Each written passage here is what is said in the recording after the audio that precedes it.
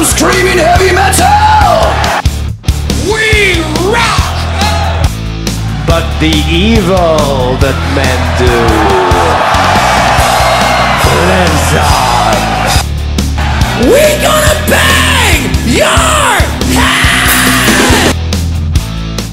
You are now listening to the Music Mania podcast, a hard-hitting show featuring all things hard rock and heavy metal. And now here are your hosts, the Twins of Chaos, Clint Switzer and Paul Lagana. We are very pleased here on the Music Mania podcast to bring on this week's guest. It is Derek Davis, the voice of Babylon AD, one of my favorite bands of all time, actually. Derek, welcome to the show, man. How's everything going out there this summer? It's going great, man. It's pretty hot out here in California, like the rest of the states. Oh, absolutely. I mean, can't complain too much, though. Great times out there on the West Coast. I know you guys have been all around this summer, though, man. You guys have been to Europe. You guys have just did Bang Your Head out in Germany a couple weeks ago. What a whirlwind this summer has to have been for you guys, though. But, man, some great shows, and, I mean, you got to just be having a blast. Oh, yeah, we're definitely having a blast. It's, it's just good to be out on the stage with, a lot of people and playing with a lot of good bands. It's having all the fans come out and everything. It's really cool. Well, it's the shows have been great. Everyone, great reviews. I see Bang Your Head, just a massive crowd out there. And what is it? It's got to be a testament to that era of music. I mean, the late '80s and the scene in LA and everything about that. I mean, isn't that just a testament to how powerful that scene was? That here we are, 27, 8 years later, and people are coming out and clamoring to see this stuff. I mean, that's pretty cool.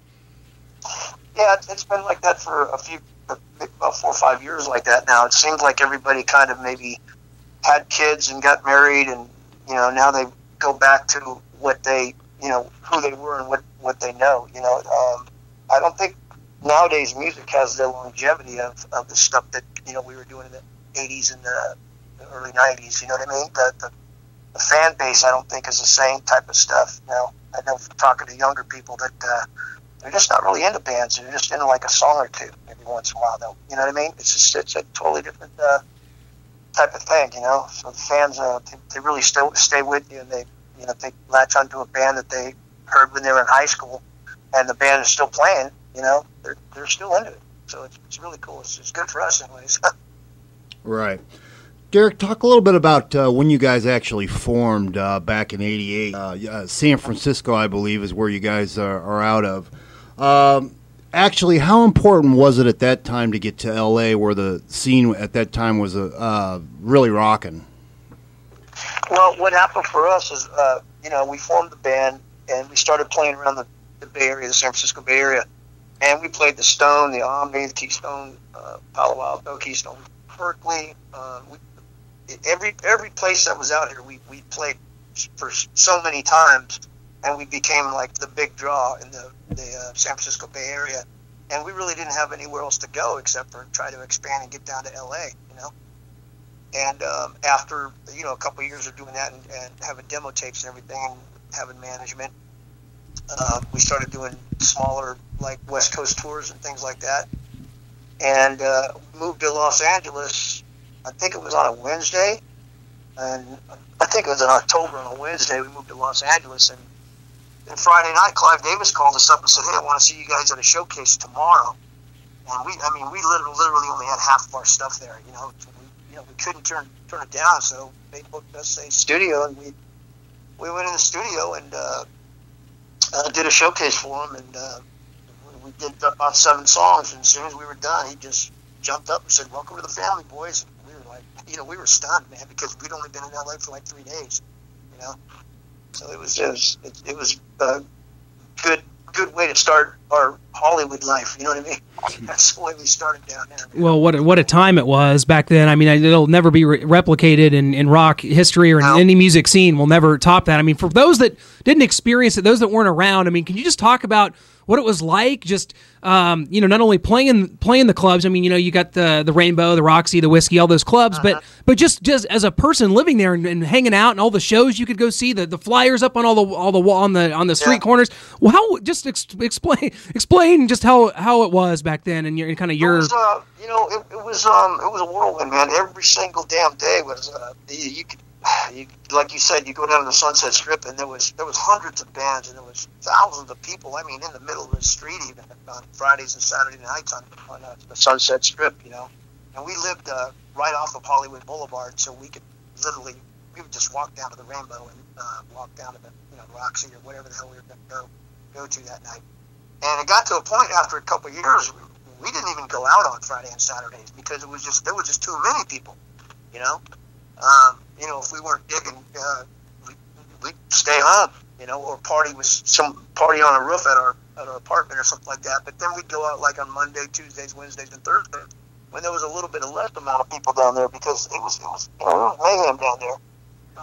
But we had a blast, man. It was crazy. It really was. But it's just really hard to explain that for people, the fans nowadays, they don't have that kind of scene, and I remember when it stopped. I think it was about 91. Right. All of a sudden, the city ordinance of Los Angeles, they put up they put a law into effect that said that no more bands could put flyers up anywhere. And if you were caught with a flyer or something like that, it was a $500 fine. So all of a sudden, like I said, there was hundreds of bands up and down. They're always putting out their flyers. They're always playing somewhere and everything. And as soon as that law went into effect, man, within 6 months, it just became like the normal Hollywood Strip. You know what I mean? There wasn't thousands of people down there anymore. Now there were just hundreds. So it was just one little law, just really kind of killed the whole damn scene. Yeah, absolutely. That's crazy. Crazy times, and I mean, I just don't know. I mean, going up there now, there's still shows. You still go down there. The only thing, my only complaint is there's no In-N-Out burger close enough. You got to go like a mile down the street from the whiskey to get anything to eat afterwards. Yeah. But yeah, hey, great times though. And I tell you, we were talking about your debut. Paul and I, huge fans. I mean, the 1989 Babylon AD debut. Right, crazy, man. It opened up to critically acclaimed all over, actually. So just talk a little bit about that, Derek, that self-titled album and how that changed your guys. Well, we'd been doing demo tapes for about a year or so. And, of course, after you get a record deal, you're pretty much they tell you what to do, And so we probably wrote about 25 songs in about a year and a half period. And, of course, it all comes down to what Clive Davis liked. So, we had a little bit of say-so, but mainly if he didn't like a song, then it wasn't going to be on the record, And we got a producer, Simon Hanhart. We picked him because he did Killer Dwarfs, and he worked with UFO and a bunch of other bands that we really like. We really like the sound, that he produced. So we went in the studio. We probably went about 4 or 5 different recording studios down there. I can't remember all of them, but Cherokee and a few others, the Grinder. Anyways, we recorded about 4 or 5 different places. So that was a pretty cool experience to see all the different types of studios. We'd be that one for the drums and maybe bass, and then we'd go to another one for guitars, and we'd had block out time. We probably spent 5 months on the record. It was a long, grueling process, actually. And something that we thought was going to take like 2 months, you know what I mean? But Simon was from the school of like Mutt Lange, where you're playing, everything's got to be like spot on, perfect. And we weren't really those kind of guys. We were kind of more like the Guns N' Roses, like a loose type of a gang of guys, you know what I mean? Right. That early Aerosmith, you know what I mean? We liked that kind of sound, but he really tightened us up. So there was a little bit of conflict here and there every once in a while with them just because of that. But all in all, when the record was done, we were really happy. We were like, okay, this is what he was trying to achieve, make us a little bit, fatter and tighter or something as players, you know what I mean? So, it was a fun experience, man. But it was hard work. I'll tell you that. It was a lot of hard work, and there was a lot of stress, because we wanted the record to come out like in a certain amount at a time, like after we got a record deal, and it just seemed like it was taking forever. But when you're young, 8 months goes by, and you think the whole damn world is, yeah, it just seems too long, you know what I mean? But realistically nowadays, when I make a record nowadays, I'd probably spend 2 years making a damn record nowadays. So, so how are you going to get in the studio, and how much you're going to perform, and then of course you got to put all the publicity behind it, the marketing, and all that other kind of stuff. Well, you guys had 3 really big hits from that. 3 videos that MTV, it was all over. I mean, Bang Go the Bells, Kid Goes Wild, Hammer Swings Down. I mean, huge for the band. You had Sam Kinison in kind of the outro to Kid Goes Wild. That song was on the RoboCop soundtrack. I mean, RoboCop 2. I mean, just the things had to have just changed for you guys at that point. Like, hey, you go in there just a hungry band like everyone else. You come out with an album that went gold and some MTV hits. I mean, things had to have just changed for you guys a lot around that time. Well, we did a lot of touring too, man. That first album, we toured all the way till about mid '91 before we went in the studio. I think we did 7 tours. They were all stateside tours, but still, when you go out 3 months at a time, come back home for about 3 weeks or a month, go back out again, and Aerosmith, tried their best to even break us even, try to break us even bigger, But I think what happened is we were out there for like about a year and a half, almost 2 years touring. You know what I mean? And after a while, you just want to start making your next album, and getting into that. But I tell you what, though, it was fun having Sam Kinison do his thing on the Kid Goes Wild. And I could tell you a little bit about that. We were in the recording studio real late one night, about 3 o'clock in the morning, and Sam was there recording one of his records at the same time. I can't remember which record it was, but he was recording the rock record. And so he came over and asked me if I'd sing backups on, I think it was a Rolling Stones song. I can't remember which one it was. Under My Thumb, I think it was. And do like the background shouts or something, Right. So I went over there and I did my part, and I said, "Hey man, you want to sing on our record?" And he goes, "Well, I really can't sing, dude." And I go, "What?" I go, "No, just do your stick, man. I'll write it up for you." And he goes, "Okay." So he says, "I'll be over there at 4." I said, "Okay." And it's like 4 in the morning, So we finish up the track, and everything. And I kind of write down what I think I'd like him to say, And he comes over there in the studio, and we're pretty lit, we're all of us were pretty fucked up. So he listens to the song twice, like he just closed his eyes and listened to it, in the studio, and he's going, "Oh man, this thing rocks, man, this thing rocks. All right, yeah, I'm gonna put something to it." And he looks at what I had down, and he goes, "I think this might work." So we play the song, and point him out to where it's a good part for him to come in at, his long breakdown. And he probably only said one line of everything I had, but the ad-lib was just like off the hook, you fucking cat, everything you did was just kind of like ad-lib, you know what I mean? And he just went crazy, he was just screaming his head off, and it took like 2 takes, Yeah. It was like the second one, that's it, So that was really cool to see him do that, man. And then when we'd go out on the road, if he was playing somewhere, he'd show up at our gig, and he'd get up on stage, and he'd do his sticks, or introduce the band, Oh, that's awesome. It was pretty cool, man. He was a cool guy. Absolutely, and he epitomized that scene back then. And oh yeah, man, he lived it. I don't want to tell you guys all the stories because they're a little bit, a little bit dangerous. But he basically lived like a rock star more than anybody I ever met. That's for sure. God, I would have loved to have met him. Did some of the stuff that I've never seen other people do. I'll tell you that much. I'm not like stay up for 4 or 5 days, but he can do it. Absolutely, and gone way too soon, by the way. Oh yeah, man. Shit, that guy had loads of talent, and he was a funny son of a bitch, man. Because you talked about the scene kind of ending in '91. By '92, that album comes out, and and grunge has hit. The Invasion's on. What do you think? Do you think that you guys talked about touring after the debut, but do you think that album maybe came out a year or two too late, and that the momentum was gone at that point? I think what happened was we've been told like good friends of ours and everything. We're 2 years ahead of us, and if we would have just had both those albums come out a year or two ahead of time, we would have been right there. You know what I mean? We would have been right up there with the selling a million records, probably. I don't know for a fact, but I really think so, because that's when the scene was really hit. We just seemed like we were like 6 months to a year and a half behind, no matter what we did. You know what I mean? By the time '92 rolled around, everybody was in a rock band. It seemed like, and everybody was playing, hard rock, but I don't know. It just got homogenized, So when Nirvana came along and basically killed everybody's career, it was a good run for probably, I'd say, from 84, 85 maybe to like 91, 92. Yeah. So music just changes. You know, what are you gonna do? You know, you roll with it and you try to be a Nirvana, which you're not. Where you say, well, you know, that's it for me, or where you say, you know, I'm just gonna stick to my guns and keep doing what I do.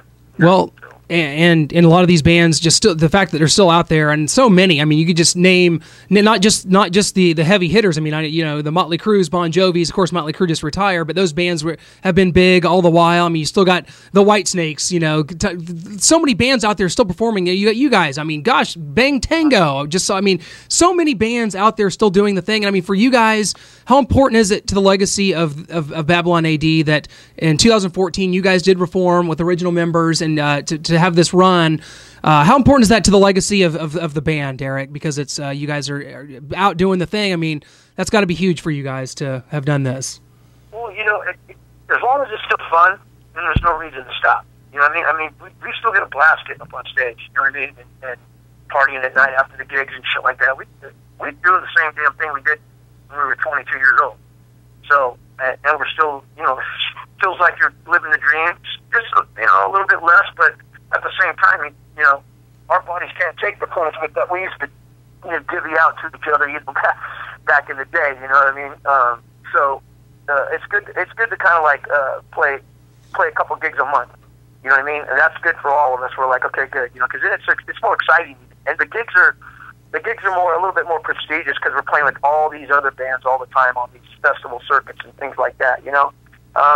We probably play about maybe 10, 15, 20 times a year, depending on, and we kind of select which ones we want to do. Sometimes we just pass on stuff, you know, because, I don't know, for one reason or another, we just don't feel like we want to travel, you know, for a certain part of the country for a 45-minute set or something like that. And other times I go, hey, that was a cool gig we played 2 years ago. Let's go do that festival again, you know.